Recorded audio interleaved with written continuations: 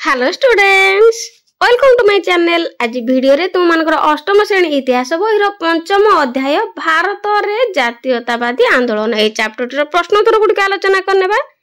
ता सहित तुम मानकर परीक्षा उपयोगी इंपोर्टेंट लॉन्ग क्वेश्चन एवं शॉर्ट क्वेश्चन गुडी को मध्ये आलोचना करनेबा। एक नंबर निम्नलिखित प्रत्येक प्रश्नर उत्तर प्राय 75 टी शब्द रे लेख। क भारत रे जातीयतावादर विकास पई सामाजिक सांस्कृतिक और राजनैतिक ऐक्य भाव किपरि दायी थिला। तो प्रथमे सामाजिक ऐक्य भाव लेखिबा। प्राचीन काल रे हिमालय ठारू कुमारिका पर्यंत भूखंड रे बसवास करुथिबा समस्त अधिवासी भारतीय संतति भाव रे परिचित हेउथिले। टुआई रे भारत वर्ष रे हिमालय पर्वत और गंगा जमुना भली नदी गुडी को समस्त पवित्र मन करंती। त्रियाई भारतर विभिन्न स्थान रे धर्मर समस्त धर्मर तीर्थ स्थान मध्य रहिछि। तापरे सांस्कृतिक ऐक्य भाव। जाति धर्म वर्ण निर्विशेष रे समस्त भारतीय माने पालन करुथिबा उत्सव रीति नीति तथा सामाजिक प्रथा और चलनी रे सामंजस्य देखा जाए। टुआई रे खाद्यपेय और पोशाक पत्र रे आंचलिक विभिन्नता थिले मध्य सेगुड़िकर आदर देशर सबु स्थान रे करा जाय थाए। राजनैतिक ऐक्य भाव। आइरे ऐतिहासिक जुगर विभिन्न पर्यायर एक शासनाधीन रही भारतीय मानक मध्य ऐक्य भाव सृष्टि होइथिला। टुआई रे इंग्रेज शासन काल रे भारतर समस्त अंचल मध्य राजनैतिक एकता दृढ़ीभूत होइथिला। त्रियाई भारतर समस्त देशीय राज्य ब्रिटिश शासनाधीन हेबा फल रे भारतीय मानक मन रे जातीयतावाद वृद्धि करिवारे परोक्ष रे सहायता करिथिला। ख भारत रे जातीयतावादी आंदोलन पई इंग्राजी भाषा और इंग्रेज शासन किपरि सहायक हेतिला। उत्तर इंग्राजी भाषार प्रभाव। प्रथमे इंग्राजी शिक्षा और शिक्षार प्रचलन फल रे इंग्राजी भाषा और शिक्षार प्रचलन फल रे इंग्राजी शिक्षित भारतीय माने परस्पर मध्य रे भाव विनिमय करि पारिले, जहा फल रे सेमानक मध्य रे ऐक्य भाव सृष्टि हेला। भारतीय शिक्षित बुद्धिजीवी माने अमेरिकार स्वाधीनता संग्राम, रूस विप्लव, फरासी विप्लव, जर्मनी तथा इटाली एकत्रीकरण प्रभृति विदेशी विद्रोह संबंध रे ज्ञान आहरण कले। पुनश्च रूसो वोल्टायर और मोंटेस्क्यू को दार्शनिकों चिंताधारा, पाश्चात्य गणतंत्र, स्वाधीनता साहित्य, दर्शन, राजनीति और इतिहास भारतीय माने जानिबार सुजोग पाइले। तेणु विदेशी इंग्रेज शासन कबल मुक्त होई से माने स्वाधीन हेबा को प्रयास कले। तापरे इंग्रेज शासन रो प्रभाव। इंग्रेज शासन काल रे बेंटिंग को द्वारा भारत रे केतक कुप्रथा उच्छेद और इंग्राजी भाषा प्रचलन भारतीय मानक मध्य रे जातीयता भाव सृष्टि करिबारे सहायता करिथिला। टुआई गवर्नर जनरल लॉर्ड डेलहाउसी द्वारा भारत रे रेल चलाचल और डाक व्यवस्था प्रचलन जोगु भारतर नेतृस्थानीय व्यक्ति माने परस्पर मध्य रे जोगाजोग रक्षा करी निजर संगठन दृढ़ कले। लॉर्ड रिपन को द्वारा प्रचलित स्वायत्त शासन व्यवस्था मन रखिबो। प्रचलित स्वायत्त शासन व्यवस्था लॉर्ड रिपन को द्वारा होइथिला। तो भारतीय मानक मध्य राजनैतिक चेतना सृष्टि करथिले। गो इंग्रेज मानक दमनमूलक शासन पद्धतिर एक विवरणी प्रदान कर। उत्तर इंग्रेज मानक शासन रे प्राधान्य विस्तार। प्रथमे आइरे इंग्रेज शासन काल रे भारतीय मानकर शासन क्षेत्र रे अंश ग्रहण करिवार कोनोसी सुजोग नथिला। इंग्रेज शासन मुख्य बड़लाट ब्रिटिश पार्लियामेंट द्वारा प्रणीत आईन अनुसार भारतर दमनमूलक शासन चलाउथिले। बड़लाट को कार्यकारी परिषद और व्यवस्थापक परिषदर अधिकांश इंग्रेज सभ्य थिले। टुआईरे प्रशासनिक सेवा परीक्षा इंग्लैंड रे हेउथिबारु गरीब मेधावी भारतीय मान एही सुजोगरु वंचित हेउथिले। तापर अर्थनैतिक शोषण। इंग्रेज माने अर्थनैतिक शोषण मूलक और दमनमूलक शासन भारत रे चलाउथिले। भारतीय मानक ठारू कर राजस्व और वाणिज्य माध्यम रे बहुत अर्थ इंग्लैंड को चली जाउथिला। भारत रो कंचा माल इंग्लैंड को रप्तानी होई इंग्लैंड रो शिल्पजात द्रव्य भारत रे बिक्री हेबारु भारतीय कुटीर शिल्पर अवनति घटिला। टुआई इंग्रेज शासन काल रे जमीदार माने कृषक मानकु शोषण करुथिले एवं जमी जमा आईन गुडिक चाषी मानक स्वार्थ विरोधी थिला। तापर वर्ण वैषम्य नीति। इंग्रेज माने भारतर वर्ण वैषम्य नीति अनुसरण करुथिले। भारतीय विचारपति माने इंग्रेज अपराधी मानकर विचार करि पारु नथिले। शिक्षित भारतीय माने योग्य हेले भी उच्च पदवी और चाकरी वंचित होउथिले। घ भारत रे जातीय कांग्रेस रो किपर आविर्भाव और विकास हैला। प्रथमे आलान ऑक्टेवियन ह्यूम को परामर्श आई 1885 मसीह आलान ऑक्टेवियन ह्यूम नामक जन अवसर प्राप्त इंग्रेज शासन तत्कालीन बड़लाट डफरिन को भारतीय मानक निमंते एक संगठन आवश्यकता विषय अवगत कराइले। ह्यूम को मतरे एही संगठन सरकार को देशवासी अभाव असुविधा और अभियोग जणाइबो एवं सेमानकु विद्रोह निवृत्त करिबो। डफरिन को उद्यम डफरिन मध्य इंग्लैंड सरकार दोष त्रुटि जणाइबा भली संगठन भारत रे रहिबा आवश्यक हृदयंगम करी ह्यूम को ए दिगरे उत्साहित कले। प्रथम अधिवेशन आयरे ह्यूम को दिग्दर्शन रे जातीय कांग्रेस प्रतिष्ठा हैला एवं 1885 मसीहा डिसेंबर 28 और 29 तारिख रे एहार प्रथम अधिवेशन बॉम्बे ठारे अनुष्ठित हैला। टुआई समयानुक्रमे शिक्षित और मध्यवित्त संप्रदायर लोक वकील डाक्तर लेखक और सांबादिक आदि बुद्धिजीवी सरकारी कर्मचारी माने जातीय कांग्रेस रे जोग देबारु एहार विकास घटिला।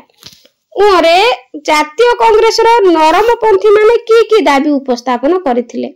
उत्तर जातीय कांग्रेस रो नरमपंथी माने स्वभाव सुलभ भंगी रे अनुरोध करी सेमानक दाबी उपस्थापन करुथिले।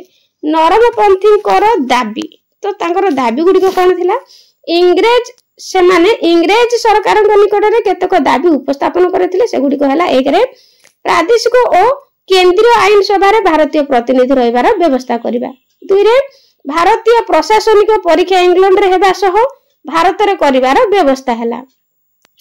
सी रे भारतीय प्रशासनिक परीक्षा पई भारतीय परीक्षार्थी मानकर बयस सीमा वृद्धि करिबा। डी रे सामरिक खर्च कमाई शिक्षा कृषि और शिल्पर अधिक विकास घटाइबा।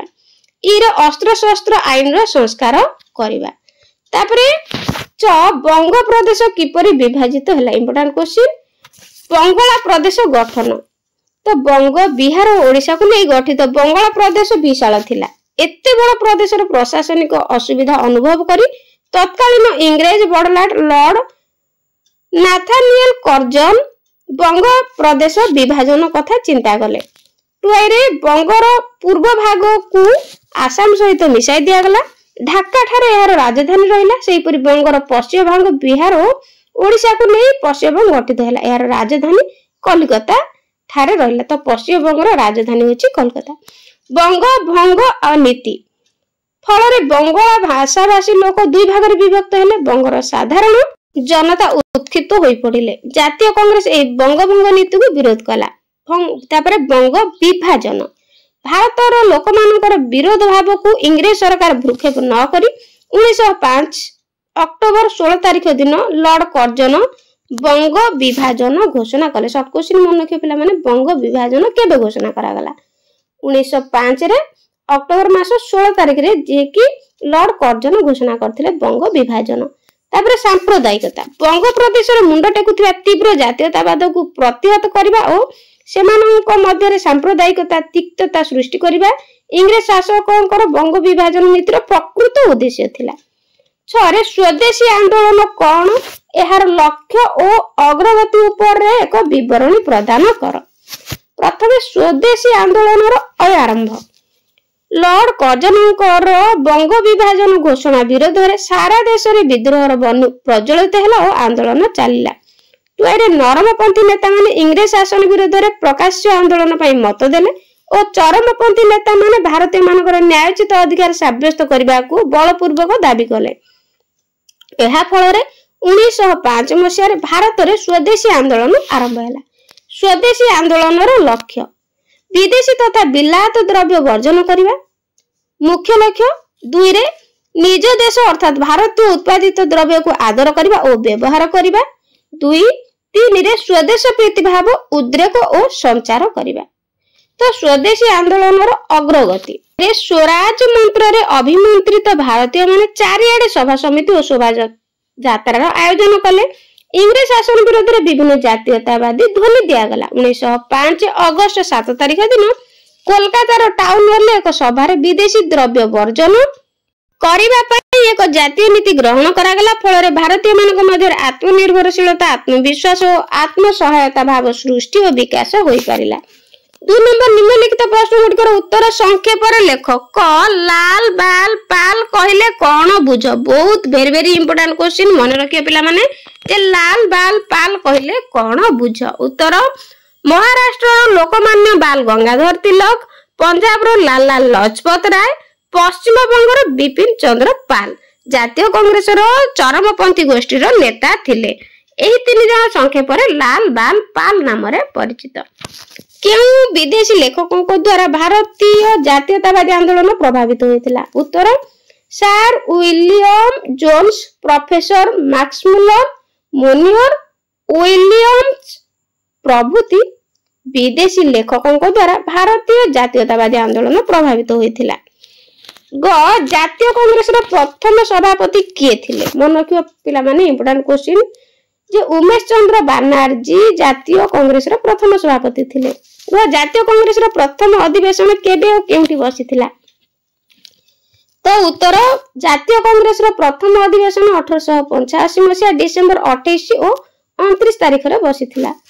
टुआई एहा बॉम्बे बा वर्तमान जाको मुंबई कह जाउची रो गोकुल दास तेजपाल संस्कृत कॉलेज रे बसिथिला। बड़लाट केउ परिषद द्वारा शासन परिचालना करुथिले। उत्तर बड़लाट कार्यकारी परिषद और व्यवस्थापक परिषद द्वारा शासन परिचालना करुथिले। 3 नंबर बंधन मध्यरु ठीक उत्तर बाछि शून्य स्थान पूरण कर। तो किछि ऑप्शन देइछि ठीक उत्तर बाछि कि लिखिया। भारत रे एक जातीय संगठन र आवश्यकता अछि बोली अलान आक्टवियन हुइम डैश को अवगत कराइथिले। काहाकू कराइथिले। तो उत्तर डफरिन एट लिखिबो डफरिन को अवगत कराइथिले। ख निम्नोक्त गुड़िक मध्यरु डैश टी डेलहाउसिंग समय प्रचलित होइथिला। डेलहाउसिंग समय तो मन के पिला माने बहुत इंपोर्टेंट क्वेश्चन मध्य रेल चलाचल प्रचलित करथिले। डेलहाउसी रेल चलाचल। लॉर्ड कर्जन डैश मसिया रे बड़लाट होई आसिले। तो 1899 एगुडी सब पिला माने शॉर्ट क्वेश्चन बहुत बहुत इंपोर्टेंट एगुडी सब भलो भाबरे मन रखिबो। ख गोपाल हरि देशमुख डैश उपरे गुरुत्व देउथिले। तो से माने निश्चित भाबरे स्वदेशी द्रव्यर आवश्यकता उपरे गुरुत्व देउथिले। मन रखिबो स्वदेशी द्रव्यर आवश्यकता उपरे अधिक गुरुत्व देउथिले। 4 नंबर रेखांकित अंश परिवर्तन न करी भ्रम संशोधन कर। तो ये रेखांकित शब्द जहा थिबो से याको रखी कि बाकी गुडक जो भूल अछि तो से गुडी को ठीक करिया। देखो जेमति कि कैनिंग समय रे भारत रे इंग्रजी भाषा और शिक्षार प्रचलन हेला नाही। तो ठीक उत्तर विलियम बेंटिंग को समय रे भारत रे इंग्रजी भाषा और शिक्षार से प्रचलन हेला। तो एटा कैनिंग को बदल रे विलियम बेंटिंग कारण से कहछि जे रेखांकित अंश को परिवर्तन न करिके ठीक करिया पे। ख इंग्रज शासन काल रे भारतीय सिविल सर्विसेज परीक्षा भारत रे होतिला। तो इंग्रज शासन काल रे भारतीय सिविल सर्विसेज परीक्षा इंग्लैंड रे होतिला। ग भारत रो जातीय कांग्रेस 1857 रे प्रतिष्ठित होइतिला। नाही उत्तर भारत रो जातीय कांग्रेस 1885 रे प्रतिष्ठित होइतिला। ग स्वदेशी आंदोलन 1942 रे आरंभ होइतिला। तो स्वदेशी आंदोलन 1950 मसीह आरंभ होता। 5 नंबर क स्तंभ सहित ख स्तंभर संपर्क स्थापित कर। तो उत्तर क स्तंभ सहित ख स्तंभ को जोड़िबा। स्वराज मोर जन्मगत अधिकार एक कथा बाल Gangadhar Tilak कहिथिले। Dalhousie Lord Dalhousie rail चलाचल करथिले।